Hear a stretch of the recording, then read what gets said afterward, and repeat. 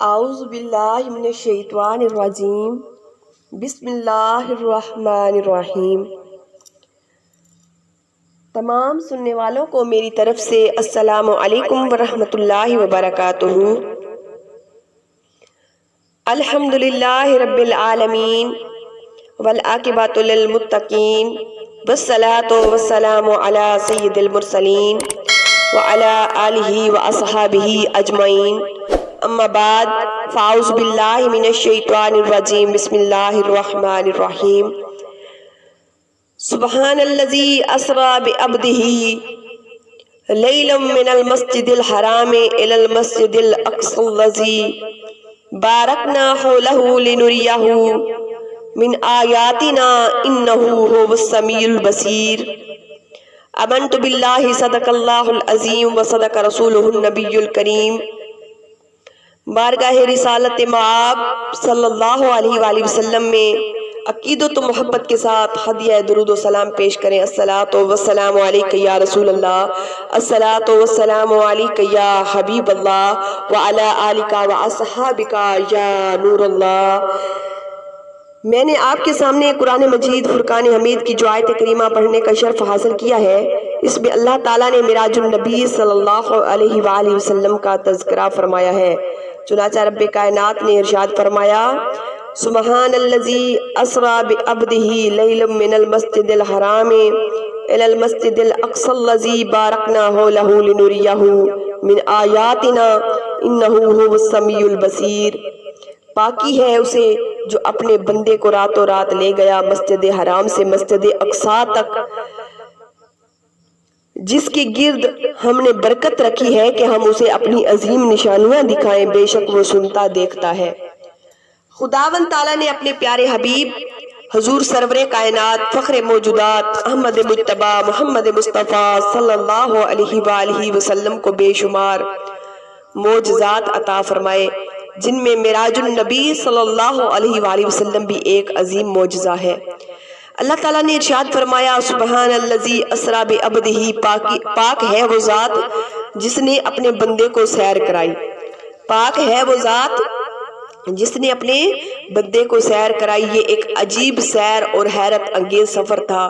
یہ کسی باغ کی سیر نہیں یا کسی ملک کی سیر نہیں، اس سیر کی اصلی حکمت تو سیر کرنے والا یا سیر کرانے والا جانے۔ ہمیں تو بس اتنا پتا ہے کہ ابھی آپ عرش پر، ابھی آپ فرش پر ہیں اور ابھی آپ عرش پر، آخر یہ آنا اور جانا کیسا، کبھی وہ عرش پر آیا کبھی وہ فرش پر آیا، گنہگاروں کی خاطر ادھر پہنچا ادھر آیا۔ سبحان الذی، پاک ہے وہ ذات۔ کلام عرب میں یہ لفظ اس وقت بولا جاتا ہے جب وہ ایسی کلام سنے جس کو عقل بشر نہ سمجھ سکے، اور وہ علام الغیوب جانتا تھا کہ لوگ نبی کریم صلی اللہ علیہ وآلہ وسلم کے معراج پاک کو تسلیم نہیں کریں گے اور کہیں گے کہ یہ کیسے ہو سکتا ہے کہ رات کے تھوڑے سے حصے میں ساتوں آسمانوں عرش و کرسی لا مکان تک ہو کر آ گئے۔ مگر جب حضور صلی اللہ علیہ وآلہ وسلم کو عجائب و غرائب کا مشاہدہ ہوا تو خالق کائنات نے فرمایا، اے لوگو، اللہ سبحان ہے وہ سبحان جو خالق ارض و سماوات ہے، وہ سبحان جس نے اپنے بندے کو ایسی عقل و فراست عطا کی جس سے وہ ہوائی جہاز راکٹ بنا کر سالوں کا سفر منٹوں سیکنڈوں میں طے کر لے، وہ سبحان جس نے اپنے بندے کو ایسا فہیم و ادراک عطا فرمایا جس کے ذریعے وہ آلہ تیار کیا کہ وہ بولے تو پاکستان میں مگر آواز سنائی دے اس کی ہندوستان میں، وہ سبحان جو مچھلی کے پیٹ میں اپنے بندے کو زندہ رکھے، وہ سبحان جو بغیر باپ کے بچے کو پیدا کرے، وہ سبحان جس نے سورج کی کرن کو یہ طاقت بخشی کہ وہ انسان کی آنکھ جھپکنے کی مدت میں 95 کروڑ میل کا فیصلہ طے کرے۔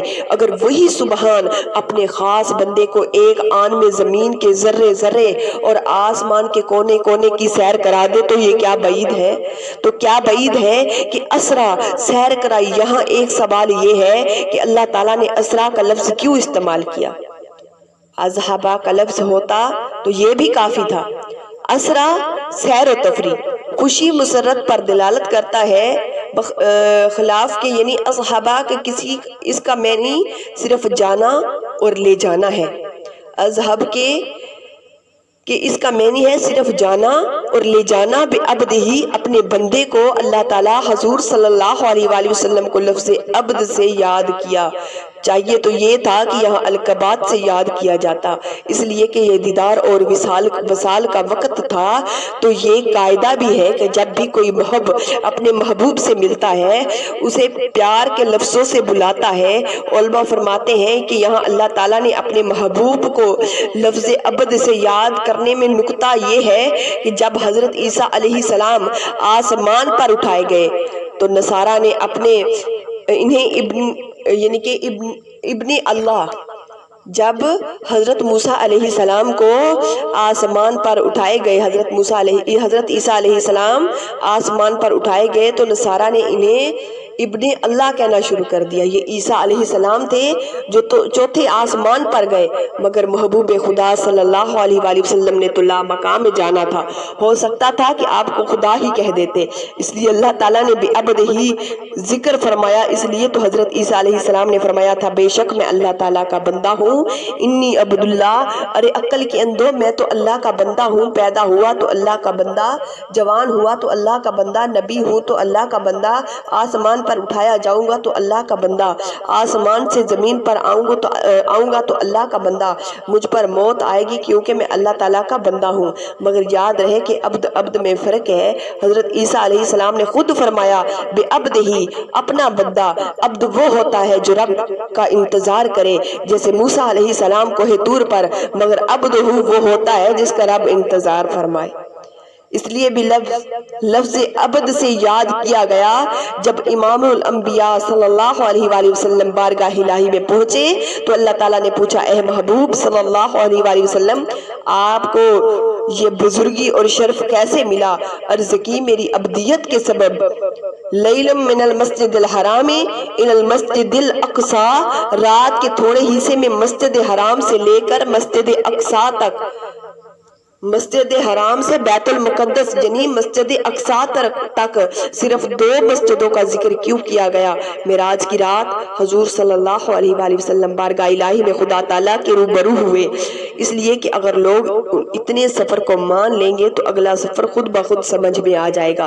اور جب پھر وہ وقت آیا یعنی رجب المرجب کی 27ویں تاریخ پیر کی رات جو امام الانبیاء صلی اللہ علیہ وآلہ وسلم کے معراج پاک کے لیے مقرر تھا، بارگاہ خداوندی کے طرف سے حضرت جبرائیل علیہ السلام کو حکم ہوا کہ آج رات جنت کے دروازے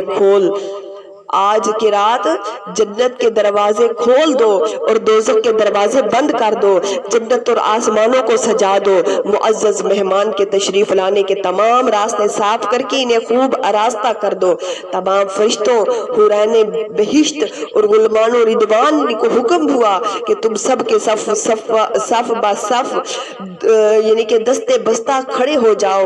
فرماتے ہیں اس رات دے تارے دس دینے اج عرش سجایا جانا ہے، غاراں وچ روون والے نو مہمان بنایا جانا ہے، غاراں وچ روون والے نو مہمان بنایا جانا ہے۔ حضرت جبرائیل علیہ السلام نے عرض کی یا اللہ کیا قیامت قریب آ گئی؟ فرمایا قیامت تو نہیں مگر میرا محبوب آ رہا ہے، صفا بن کے کھلونا نبیاں نے، راہ مل کے بینا ولیاں نے، محبوب دا سارے عرشیاں نو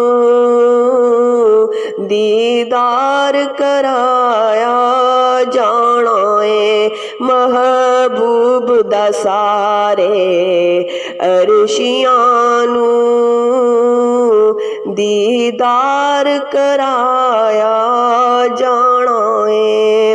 اور پھر یہ بھی حکم ہوا اے فرشتوں سب کے سب اپنی ڈیوٹیاں چھوڑ دو، اے حوران جدت، اے غلامان و ردوان، اے سدرا کی بلندیوں میں بسنے والوں، اپنے اپنے مقام کو چھوڑ کر میرے محبوب کے استقبال کے لیے کھڑے ہو جاؤ۔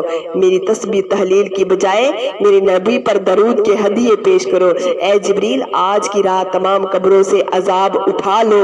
اے حضرت آدم علیہ السلام سے لے کر حضرت عیسیٰ علیہ السلام تک تمام انبیاء کرام کو حکم دے دو کہ میرے محبوب کے استقبال کے لیے مسجد اقصی میں پہنچ جائیں۔ جب تمام انتظامات مکمل ہو گئے، آسمانوں کو اچھی طرح سجا دیا گیا اور کائنات کے تشریف لانے کے والی کائنات کے تشریف لانے کے تمام راستے معطر کر دیے گئے، سب کے سب حضور صلی اللہ علیہ وآلہ وسلم کے تشریف لانے والے راستے پر صفیں باندھ کر آپ کا راہ تکنے لگے۔ سب تیاریاں مکمل ہو جانے کے بعد حضرت جبرائیل علیہ السلام نے بارگاہ خداوند میں عرض کی، اے مولا، اب حکم ہو۔ فرمایا، جبریل، اپنے ساتھ 70,000 فرشتے لے کر بہشت میں جاؤ اور مقصود کائنات کی سواری کے لیے وہ براق لے آؤ جو روز ازل سے محبوب کی سواری کے لیے منتخب ہے۔ حضرت جبرائیل علیہ السلام حکم خداوندی پاتے ہی جنت میں پہنچ گئے۔ کیا دیکھتے ہیں کہ جنت میں 40,000 براق موجود ہیں، ایک سے ایک بڑھ کر حسین و جمیل ہے۔ ہر براق کی پیشانی پر کلمہ شریف لکھا ہوا ہے۔ اب جبرائیل علیہ السلام حیران ہے، براق تو سبھی خوبصورت ہیں، حسن و جمال میں بے مثال ہے، سرور دو جہاں صلی اللہ علیہ وآلہ وسلم کی سواری کے لیے کسے لے کر جاؤں اور کسے چھوڑوں؟ ابھی اسی سوچ میں تھے کہ اچانک نظر اٹھی تو کیا دیکھا، ایک کونے میں ایک براق بڑی ہی عاجزی ان کو ساری سے سر جھکائے رو رہا ہے۔ حضرت جبرائیل علیہ السلام اس براق کے پاس گئے اور کہا کہ کیا وجہ ہے؟ آج تو خوشی مسرت و شادمانی اور فرحت کا دن ہے، سب خوشیاں منا رہے ہیں، مگر تو رو رہا ہے۔ براق نے جواب دیا، اے کہ فرشتے جبرائیل علیہ السلام، ایک عرصہ ہوا کہ میں نے محمد مصطفیٰ صلی اللہ علیہ وآلہ وسلم کا نام پاک سنا تھا، اسی وقت سے اسی ذوق و شوق اور عشق و محبت میں دن رات اس وقت کا انتظار کر رہا کہ کب وہ وقت آئے گا تو اس محبوب خدا کی زیارت سے مشرف ہوگا، مگر آج وقت آیا ہے تو پریشانی کے عالم میں رو رہا ہوں کہ کاش میرے پاس بھی حسن و جمال ہوتا، میرا بھی کوئی رنگ ڈھنگ ہوتا تو آج اس سرور کائنات صلی اللہ علیہ وآلہ وسلم کی سواری کے لیے آپ میرا انتخاب کرتے، مگر افسوس کہ میرے پاس تو نہ طاقت ہے، نہ خوبصورتی اور نہ ہی کوئی ادا، تے میں کو جی میرا دل بر سونا تے کیویں اس نو بھاواں تے ویڑے ساڈے وڑدا نہیں، تیل پئی لکھ وسیلے پاواں، نہ میں سونی تے نہ گن پلے تے میں کیویں یار مناواں، تے اے دکھ ہمیشہ راسی باہو تے روندی ہی مر جاواں۔ حضرت جبرائیل علیہ السلام نے جب یہ منظر دیکھا تو بارگاہ خداوندی میں حاضر ہو کر عرض کی، سارا واقعہ سنا دیا۔ اللہ تعالیٰ نے فرمایا، اے جبریل، میری بارگاہ میں وہی منظور ہے جو عاجزی انکساری لے کر آئے، لہٰذا وہ براق میرے محبوب کے عشق میں آنسو بہاتا ہے، اسے ہی مقصود کائنات صلی اللہ علیہ وآلہ وسلم کی سواری کے لیے منتخب کر لو۔ جب جبرائیل علیہ السلام نے اس براق کو پیغام خوشخبری سنایا تو اس براق کی خوشی کی انتہا نہ رہی اور وہ یہ پیغام سن کر خوشی سے اچھلنے کودنے لگا، غرور اور تکبر سے نہیں بلکہ اپنی قسمت پر ناز کرتے ہوئے کہا کہ میں ایک عاجز براق اور کہاں سید دو جہاں صلی اللہ علیہ وآلہ وسلم کی ذات پاک۔ وما علینا الا البلاغ المبین۔